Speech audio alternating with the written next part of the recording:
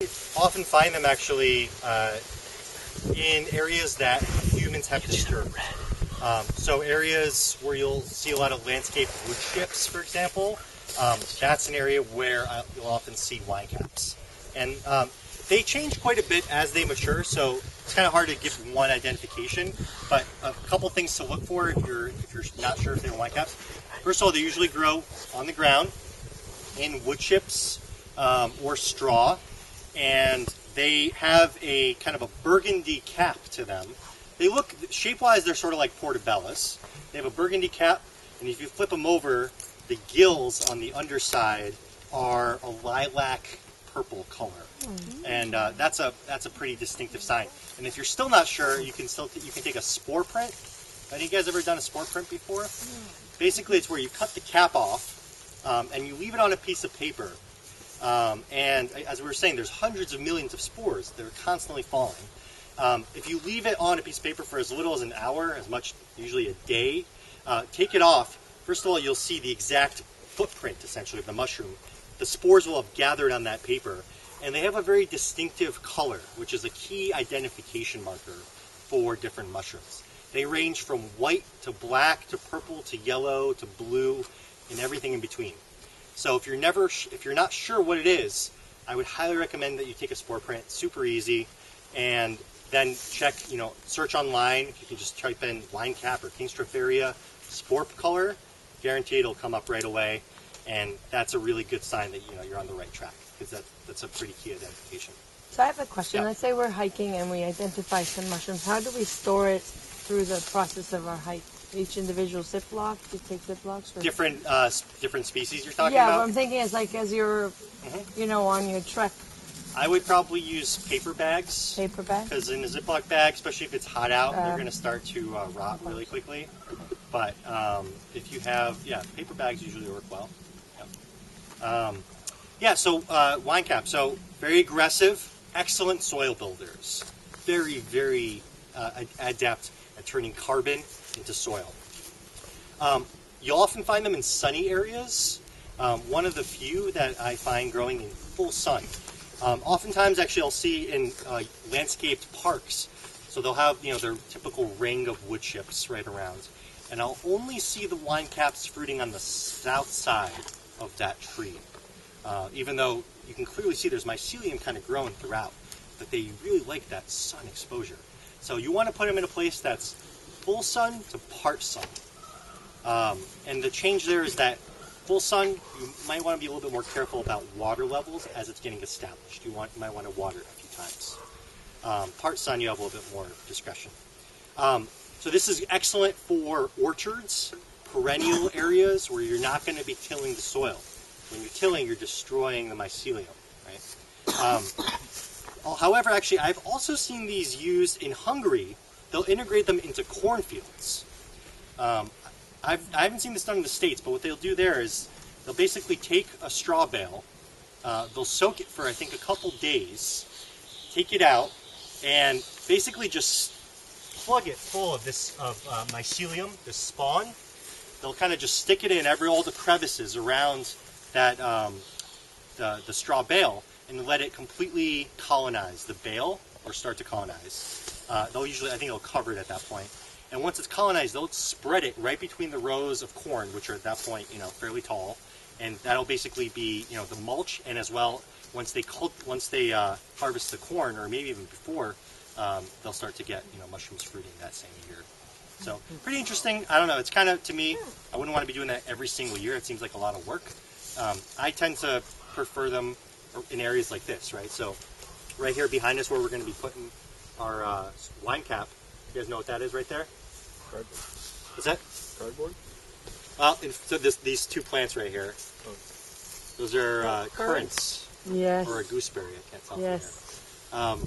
So, anywhere where you've got herbaceous perennials, trees, or if you have a landscape yard, perhaps an edge where the woods meets the lawn could be a good spot. Or, you could mix them in with your annual garden as well, but again, there you're going to be starting over every single year. Okay. So this is a good site, fairly good sun exposure here. So here's basically going to be our process. We're going to clear this area. So I have about, I think we have 11 pounds of spawn here. And so this is enough to do about 100 square feet. Okay, so we're going to be doing some, maybe not going to be so much of a square space, but we're going to roughly estimate 100 square feet, 10 by 10, 5 by 20, or I'm sorry, 5 by 17, 8, yeah, 20. 5 by Right? 20 works. Sorry, my brain had so maybe 5 by 20. Josh was saying that maybe just right behind and in between these currents, so we can estimate. There's plenty of comfrey around, but we can kind of work our way around the comfrey, and we can leave some of these ferns here as well. But everything else we're going to clear it first down to either bare soil or cardboard is fine.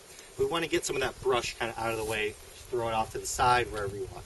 And there's a couple hard rakes in that wheelbarrow over there that we can use to kind of just brush some of this debris. Yeah, be careful because some of it is thorny. Okay. So just look at what you grab before you grab it. Good call. Yeah. So we'll brush it aside, and at that point, basically it's kind of like lasagna composting in some ways, or sheet mulching. So this is wood shavings. I get these for free at a wood shop. They'll usually have 10 or 20 of these garbage bags full at any pickup. If you have any wood shop nearby, and as long as there's no glue or other chemical particulates or no treated wood, this is a great material. It's very, very fine, which means that the mycelium will have an easy time starting to colonize it, right? It'll be and also kind of provides a little bit of air. So that's going to be our ground layer. Then we're going to sprinkle our spawn right on top of that. And we want to add some water right on top of that, get it nice and wet. We'll sprinkle our spawn. Then we're going to do a layer of wood chips, which are over there. And we're going to cart them over in those wheelbarrows. Put about 3 inches or so of wood chips on top. We'll do another layer of spawn, another layer of wood chips, maybe a little thinner on that second layer. And then the whole thing we're going to cover with leaves. And I tend to cover it with either straw or leaves, just mostly for the moisture retention properties there. Not essential. I mean, the wood chips will do some of that as well. And a very important note, wood chips. You have to know where you're getting your wood chips from. For one thing, to make sure that you have kind of minimal herbicides in there. But also, you want to have a blend that's at least 50% hardwood, ideally more than that.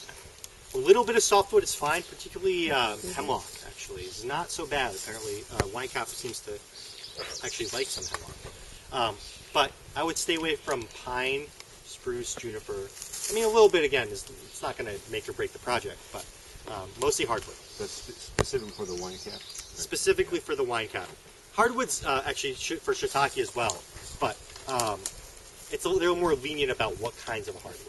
And really anything from oak to maple to beech or birch. Cedar. What's that? How about cedar? I would stay away from cedar. A lot of the softwoods are very antifungal. They tend to resist rot. So a little bit, again, not so bad, but I would stay away from more than maybe like 10 or 20% cedar. So you want to have fairly fresh material. If those wood chips have been sitting around for more than a year, definitely do not use them. You're almost definitely not going to have good results. If they've been sitting around for a couple months, no problem. But you want to check. If you kind of turn them over, you can see mycelium grow in there. If you can see that kind of spider webby white material, don't use it, because at that point there is an invasive fungal colony in there. So that's really the kind of the basics of sourcing it. You guys do you know where to turn to for wood chips? No. For those of you who have sourced them around here or elsewhere, where have you gotten them from? Sawmills. What's that? Sawmills. Sawmills? Yeah. How about those of us who don't have the friend? So towns, Carpenter friend. if you can contact your town, a lot of times when they do cutting along the roads, or highways, like I think that might be a state department at that point, they will chip all that stuff right as they go, and they will often sell it to you or give it away for free if you're lucky. A friend of mine who has a farm out in Central Mass, she buys it for $4 a square yard, I believe, which, you only need, I would say for a patch like this, we're going to use, I don't know, maybe 2 to 3 square yards. Oh, sorry, cubic yards. So yeah, you don't need that much, really. Oftentimes landscapers will have, or arborists, they chip right on site. If you're nearby, if you're on their path, and if they can dump it easily, that's really the main thing, is getting them to dump it, without much trouble. If they have to do any more than a couple minutes work, they're not going to do it unless you pay them. So that's, that's the kind of trade-off there. But it shouldn't be too hard to source if you call around. There's a lumberyard like 15 minutes away from here that I'm sure if you just typed into Google Maps lumberyard, you'd be able to find it. Yep. Or, you can always rent a chipper like that one right there and chip right on site. No? Yeah. I've rented it once. I can't remember. It was smaller than that one. I think it was maybe $100, maybe even less. But, you can do a lot of chipping in one day. So it's great for a lot of other projects as well. Okay, so let's go ahead and get started. So if a couple people want to grab some rakes and clear out a space, roughly, again, about 100 square feet, we'll use this outer edge here as one guide, and, sort of some of this area, a little area behind it. It doesn't have to be any particular shape, but we will have to just kind of estimate the size. So wine caps will often fruit in May or June, but for this first year, they're very likely to fruit in September of this year. Smells good. But they're a little bit hard to predict exactly when they're going to fruit. So I would recommend putting it in a place where you're going to walk by every once in a while, so that you can actually keep track. Be aware of what's going on. Yep. So if you have myceliated cardboard, to do the same exact thing. Now I probably would ideally grow this out even longer. This kind of still needs some time, but I've got plenty more at home, so I'm just going to go ahead and use this up. And right. It's the same, same wine cap. Yep. So, and ideally I would grow this out and, have an entire layer of cardboard that's been myceliated to spread along this. Like version of that gone. Yep.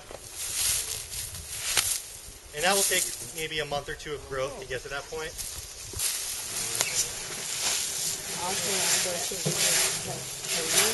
I don't know.